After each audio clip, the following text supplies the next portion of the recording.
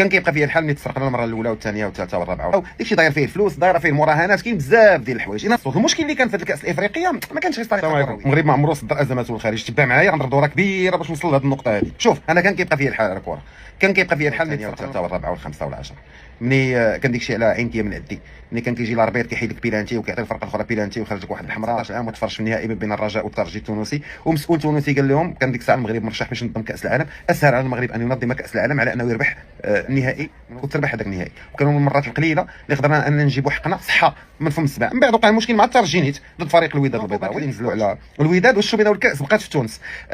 تسرقنا في 1986 ملي تماركا النبيت من طرف لاعب مصري في نصف النهائي، ما كانش خاصو يشارك في 1988 في المغرب. تسرقنا في كاس العالم ديال 2018. شوف الكره تستعمل في افريقيا لتنويم الشعوب، وهذه المساله معروفه جدا، ولذلك تدخل الكثير من الحسابات السياسيه. وفي يفرح هذا الشعب قرب يدير مشكله في البلاد، خاصو يفرح، هادو خاصهم يطلعوا، هادو خاصهم يبقاو، داكشي داير فيه الفلوس، دايره فيه المراهنات، كاين بزاف ديال الحوايج. اذا السرقه كانت دائما موصوفه وبالدليل الاصرار والترصد. المشكل اللي كان في الكاس الافريقيه ما كانش غير سرقه كرويه، كانت باغا تسرق بلاد كامله.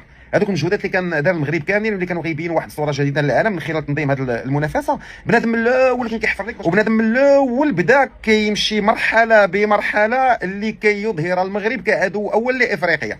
ملي كان التنظيم ديال التظاهره قبل قال لك ملاعب ديال الدوله الجزائريه جاهزه، علاش ما عطاوهاش تنظيم ديال كاس افريقيا؟ صحاب لهم ديك الشيء في التيرانات، نوض شي تيران انت وسط الصحراء راه غادي تنظم، ساو بانهم راه خدمات وفنادق والكثير من التحضيرات وبنيه تحتيه و انتم راه كتشوفوا ردود الفعل. شكون انت كتسنى من العقوبات ديال الكاب؟ يرجع لك حقك ما غاديش يرجع لك بهذه الطريقه.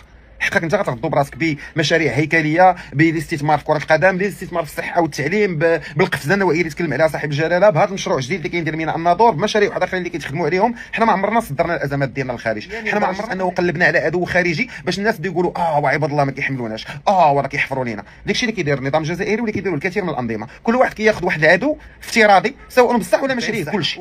الناس اللي تكلموا على في الاعلام خاصو يكون قوي، والاعلام خاصو حتى هو الفلوس، والاعلام خاصو يكون تاثير. ودائما ما كنقول بانه حنا عندنا مد شرقي ديال التاثير ومد غربي، ولكن الا كنت انا غنطور الاعلام لاجل المناكفه ما كاينلاش.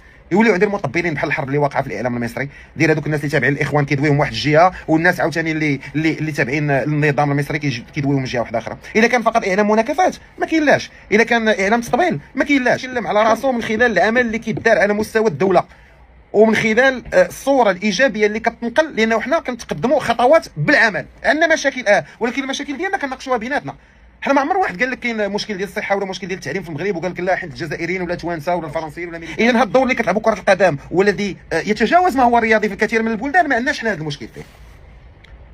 نهار ما قديناش ننظموا كاس افريقيا ديال 2015 بسبب ايبولا توقفنا لدورتين وقال لك المغرب ما غيعاودش ينظم، ولكن نهار نظلموا حنا وسط بلادنا ويكونوا اعمال شغب ويحمدوا عقباه. حكيمين اللي خدا 2 ديال الماتشات، واحد موقف التنفيذ، والصيبالي اللي خدا 3 ديال الماتشات، والمدرب ديال السنغال اللي خدم بالعقليه ديال التورنوا رمضان قال لك 5 ديال الماتشات، واللعابه جوج، والغرامه ما كتسواش 10% من القيمه ديال المنحه الماليه ديال الكاس. شوفوا يا غادي نكونوا بعقلنا وغادي نمشيو للقدام، غادي نبردوها قاصحه شي شويه تخسر الفينال، يا غادي نبقاو متبعين وباغيين يجرونا للحفره ديالهم ونبداو نتناقشوا في حوايج اللي هما هابطه. لاحظوا انا ما بقيتش كاع كنجاوب الاعلام الجزائري. واش نجاوب واحد حمق؟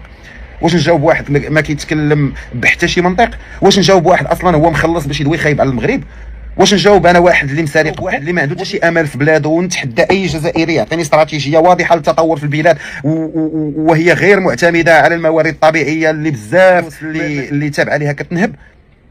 راه كون يخليو غير 10% ديال الفلوس اللي كيدخلوا كره هذيك البلاد عم الله فينا هي. ولكن لا، خاصنا نبرزطوا المغرب، خاصنا حتى شي دوله ما تقلع في المنطقه، خاصنا نبقاو حنا هما البعبوع القوه الاقليميه. ولكن الا كانت شي بلاد كتخدم بالصح وغدا ما يبقاش فيكم الحال. شكون كتسناو زعما يحيدوا الكاس ويعطيوه؟ لا، ما غيديروش داكشي وما يقدروش يديروا داكشي، وداكشي داخله فيه الكثير من الحسابات. حنا الحمد لله اللي ما تصيدناش قبل كاس افريقيا نوضوا لنا شي صداع ولا شي حاجه، صدقنا ما منظمين، ما مصدرين صوره للعالم، ما غاديين خدامين باش نكملوا التنظيم ديال كاس العالم، ما خدامين على البنيه التحتيه كما خاص يكون. بزاف ديال المشاكل كيتحل، بزاف ديال الخبرات زوينين كيجي. الا كانت القضيه غتبين لنا غير حقيقه بعض الاشخاص هذا شيء رائع، وحنا ما مسانينش نكون نتناقروا مع عباد الله. خاصنا نخدموا، خاصنا نركزوا على راسنا. حنا ما كنصدروش الازمه وحنا ما كنقلبوش على عدو وهمي باش نبانوا حنا حليب والبقيه قهوه. خلي داكشي الناس اللي ما عندهم حتى شي حاجه وما عندهم حتى شي استراتيجيه واضحه وعندهم الشعوب ديالهم مقهوره القهره ديال بصح، خاصكم تدوروا وتسافروا وتشوفوا. وهادو مواضيع باقي غندوي عليهم. فهنيئا لنا بمن نحن، وما نهزوا الدبيله والهم حتى شي واحد، لانه عارفين بان الايام القادمه ستنصفنا والسنوات القادمه ان شاء الله ستنصفنا. واللي بغى يهضر على المغرب يشل فمو بلا سل.